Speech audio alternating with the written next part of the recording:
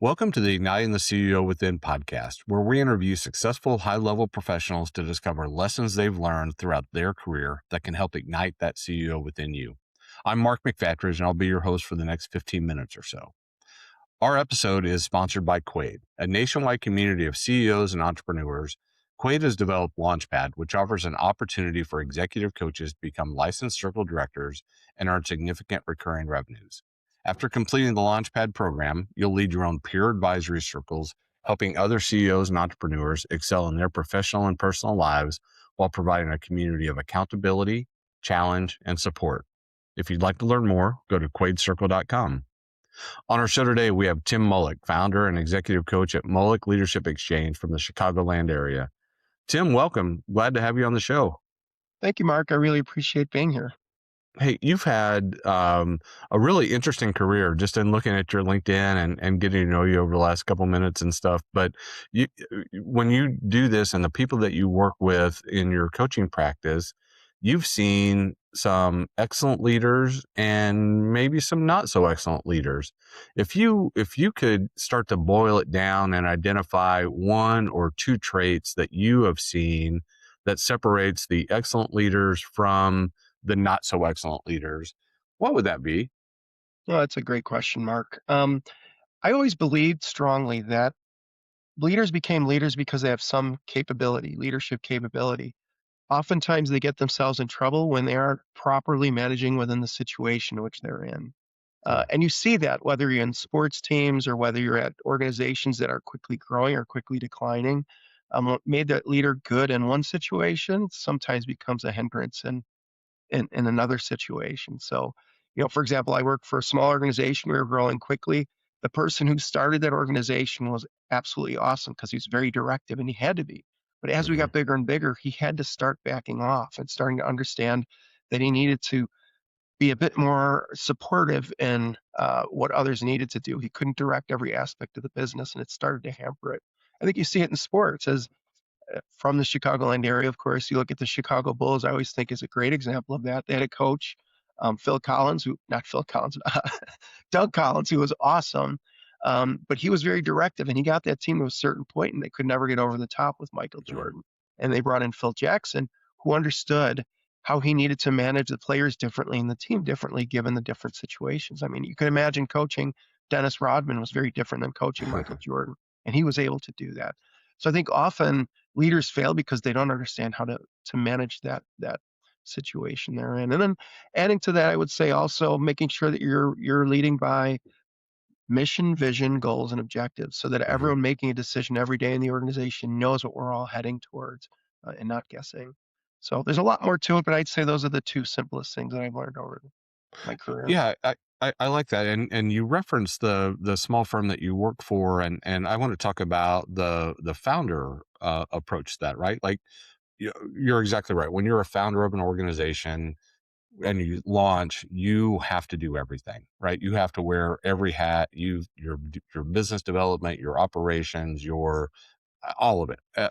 But as you grow, you have to adapt. And that's not necessarily easy, right? I mean, some people fall into entrepreneurship and they didn't even plan to do that, but Right.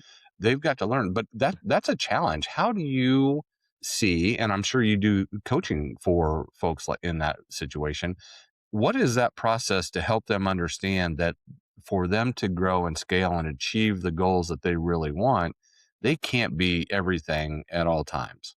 Yeah. Yeah.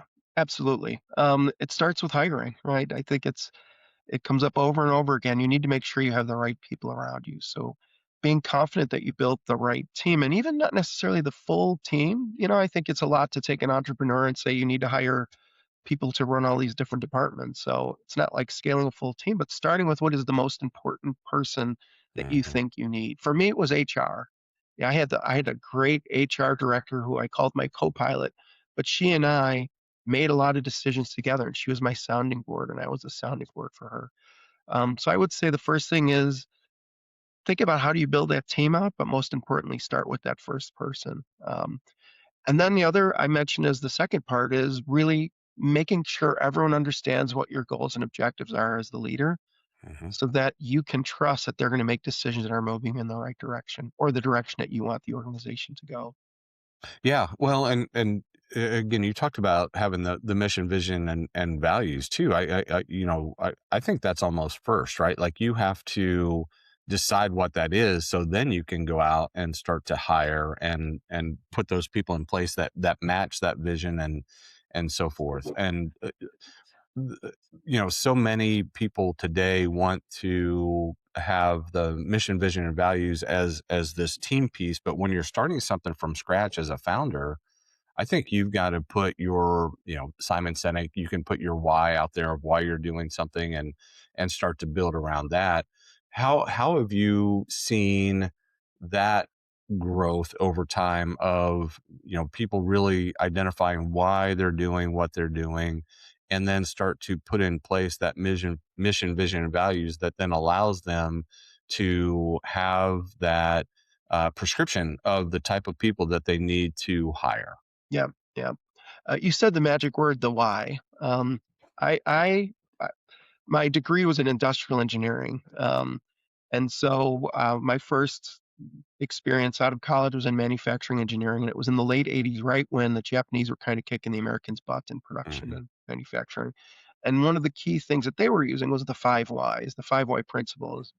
When you get to the fifth why, typically you get to the root cause, or if you're talking to someone else, maybe not necessarily a root cause, but what is their fundamental reason for doing what they're doing? So I always like to start with that with leaders to say, why is this important to you? Why is that? Why do you say this? And eventually you get to what their core belief is or what's the most important thing to them. And once you find that kernel is when you can start to build out. And then you can start to identify, okay, what is the most important thing to you next? What do we do next to help you be comfortable that you can start expanding this organization and you're confident and you trust that they will make the same decisions you make. So it really, I like this five why principle, and I find that to be very important. The yeah, I'm sorry, go ahead. I was going to say, Mark, the other one that I think is really important is to encourage them to ask questions, like I do. And why questions? Why did you do that? Why do you choose to go that way? Why is that important to you?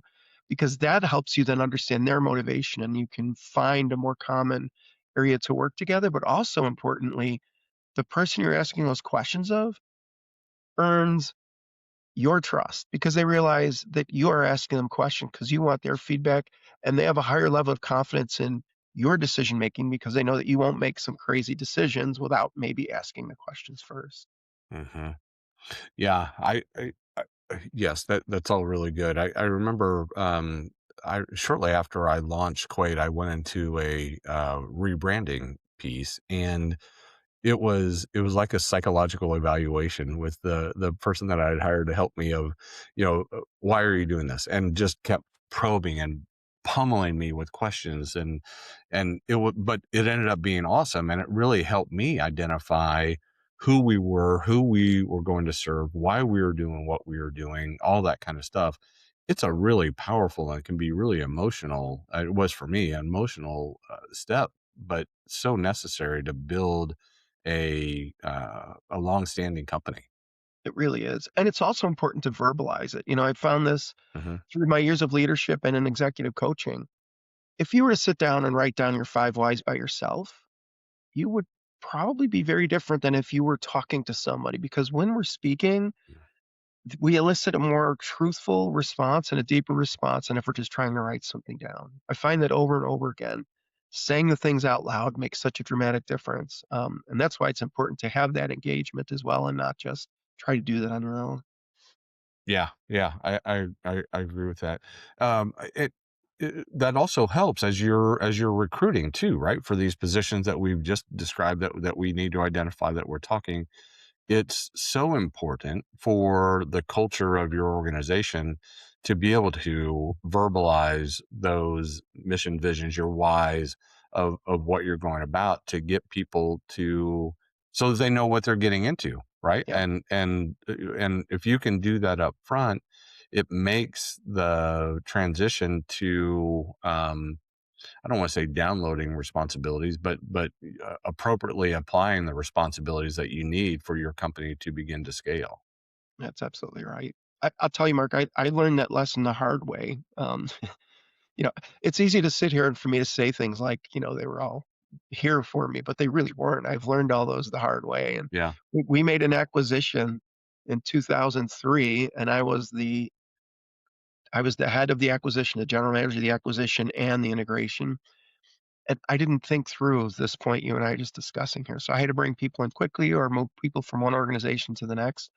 And I never had that conversation with them. And I never set our mission or visions or the why of what we're doing. And we quickly learned people didn't know how to make decisions. They were making decisions based on their previous organization or what it used to be, or Hmm. limited cash flow, which is where the organization we acquired had come from, and it became this big mess, a big cultural mess. And I've learned a lesson that it is so important to understand your whys first, and then make sure the people you hire understand your whys, and either can empathize with them and live within those norms, or believe in the same lies that you're putting out there.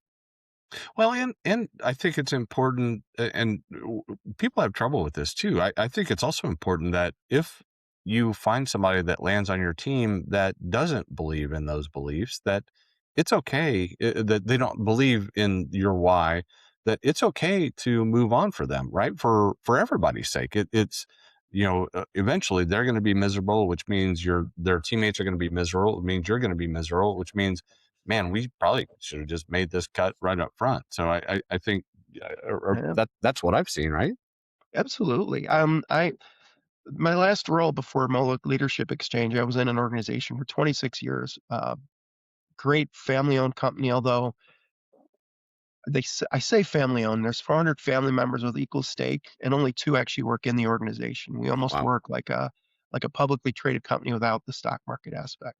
Uh-huh. And when we had a new CEO come in 2011, 2012, I remember this so vividly, and I really appreciate it. He came and he met with all the senior leaders and said, "Here's where we're going." And he said, "And if you don't want to be on this bus, get off the bus. This is where I'm going, and I want you to go there with me. But if you don't feel this is the right for you, then I appreciate if you decide to go somewhere else." And he goes, "And if I'm wrong, in 3 years, someone else will be up here telling you Right, right. where she is taking this bus." And I always thought that openness and honesty was really important and integral to the success in which he built going forward. Yeah, so my real career, my first career was in banking, and I found that I really like to take over broken banks and help fix them. And one of my first things that I would do is something very similar to that of, hey, you all didn't sign up for this. So, let's just understand, here's where I think we should go. We're going to learn together. We're going to, develop a game plan together. But here is my why. Here's my vision. Here's where I think we need to go and how we're going to get there. Again, you didn't sign up for this. So if that's not what you want to do, let's just figure that out now, because it'll make it easier on all of us all the way down the road. And we can shake hands and walk away and be professional and supportive of that. Absolutely. Yeah. Yeah. The family business is a whole nother topic. I mean, we could we could have three or four more podcast recordings on that, but I'm going to take it from what I assume in your experience there was, this was an outsider who was not part of the family that came in to lead that CEO. That's What right. type of coaching, consulting, um, how do you prep somebody to go into who's not part of the family to come in and lead a family-based organization? Because that's a unique animal. Yeah, yeah, for sure. Um, it's well, first of all, it's more important to understand the family that they're going into, the organization they're going into, than them. So you need to Mhm. understand what makes that organization tick, who are the key decision makers, how much emotion is attached to it. What are the cultural unique points about this organization? For example, I work for a German organization. And I would say one of the things I learned, because Americans, we are very different in the way we approach things. Like, we tend to be more black and white. And I say tend to be because I mean, this doesn't hold true for everyone. Sure. But in general, we tend to be more of a black and white culture. You win or you lost, right? Win or lose, win or lose. Mhm. Whereas the German culture was much more like, are you trying the best you possibly can to achieve the result? And if so, you shouldn't feel that badly about it if you didn't achieve it. And it took me a while to come to terms with that. And that was also because we were a family-owned company. It was allowed to kind of foster that kind of relationship as well. Mhm. So understanding, I think, the dynamics of what's going on in that organization compared to, a publicly traded company would be more about winning or losing, whereas a family-owned company is like, are you doing the right thing? That's more important for us than necessarily the winning or losing. We have to make money. We have to be profitable. Matter Right. of fact, they've clearly found a way to do it. They've been in existence for 175 years and are growing at a fantastic clip. But that's really important. Then I would say, coming back to your question, now, how do you coach someone to get into that? They need to then make sure that they're asking questions back to what we discussed earlier, Mhm. making sure that they're showing the humility and understanding of what this organization wants and needs so that they're starting to learn not necessarily how they make decisions in line with what the organization wants, but how to position their decisions in line with what the organization wants. Um, and I think the other important part of that is you get to focus a bit more on long term um, when you're in a family owned organization. Yeah. So thinking about you don't have to change things today or tomorrow. You'll have a larger grace period, depending on where they are in a financial situation, but a longer grace period to make those decisions over time. Um, and I would say then the last piece of advice, which I think works in any organization that I've always lived by, is sometimes you need to lose a battle to win a war. So if there's something that's really important for the family or one of the key stakeholders, and it's not that critical to where you want to go, be willing to give that up. But Yeah. make sure you have the eye on what is the longer term thing I'm trying to create here so that they then become more trusting of you and know that sometimes you are willing to give in. And then when that battle comes that you need, you're more likely to get a positive response from them. Yeah, I like it. That's great insight. Hey, thanks so much. Again, we try to keep these to about 15 or 20 minutes, and we're starting to bump up to that. But I don't want to leave without asking you one last question of if you started to think back to 21-year-old Tim and the things that you've learned through today, what is something that you would like 21-year-old Tim to have known before he launched into that first part of his career? Oh, boy, that's a really good question, Mark. And the reason for me, that's a good question because I always like to look back at what I've done over the years and what I've learned from it. And I Mhm. very rarely look back and say, oh man, I wish I would have done something differently. Because I don't. I don't know if I would have gotten where Yeah. I am today. But having said that, I would say I would tell 21-year-old me to enjoy the ride more. Um, enjoy the challenges and the things that come because they help shape you into the future leader that you're going to be. Um, and I took everything so personally. I remember my many sleepless nights and working through weekends. But I think it's a tough question because if I didn't do that, am where I am today? I don't know. Yeah. But I do. If I do say I have one regret, it would be I wish I enjoyed that ride a bit more. Yeah. Yeah. Well, and as you know, it's when you're in the middle of it, it's hard to enjoy getting For, your butt kicked, right? for sure. I Yeah. think it's an important note, though. For me, it was only on the business side. I did a really good job making sure that my personal life stayed out of the business life. It got really hard the higher you Yeah. get in an organization. It was very difficult. Unfortunately, I have a strong um, supportive partner. My wife, I don't get to where I am today without having her by my side. We've raised Yep. two great kids, two dogs, as you heard earlier. Uh-huh. And she's been an important part of that. But she's always kept me glued to the foundation of the family, which I think is really important. I love it. That's awesome. All right, Tim. So, as we wrap up, what would a typical engagement with you and Molek Leadership Exchange look like, and how do people get a hold of you? Absolutely. So, I'm really focused. I believe I have a lot to offer people who are either newly promoted or newly hired into executive level roles because I have a lot of experience in that area, and that's where coaching was most influential to me. So an engagement, and I call it leadership exchange because it isn't just a coaching; it's actually truly an exchange of ideas. So it's more of mentoring. Uh-huh. So an experience with me is going to be more of sharing ideas and thoughts. The experiences that I had that could be of use or not of use, but at least give someone the feeling that the person on the other side of the table has been through that experience before and know what it's like.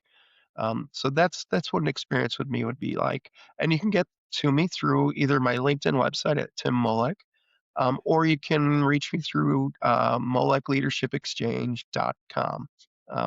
Either place, you should be able to find me. Perfect. Perfect. Tim, thanks so much for joining us. This has been a blast for me. Like I said, I think you and I have 2 or 3 more podcasts in us to talk about a bunch of different stuff that we didn't get a chance to cover today. For sure. I'd love to flip the table on you. Oh, I'm in. I'm Yeah, in. let's Yeah, try that. absolutely. All right, my friend. Hey, thanks for joining us. All we did it again. We found another amazing leader who shared some insights and wisdom with us. Really excited for what we get to do on this podcast and the impact that we get to have on leaders. As a reminder, Igniting the CEO Within is sponsored by Quade, a nationwide community of CEOs and entrepreneurs. Quade has created Launchpad, which provides an exciting opportunity for executive coaches to become licensed circle directors and earn significant annual recurring revenues. To find out more, visit quadecircle.com. Until next time, keep igniting that CEO within you. I'm Mark McFatridge. Thanks for listening.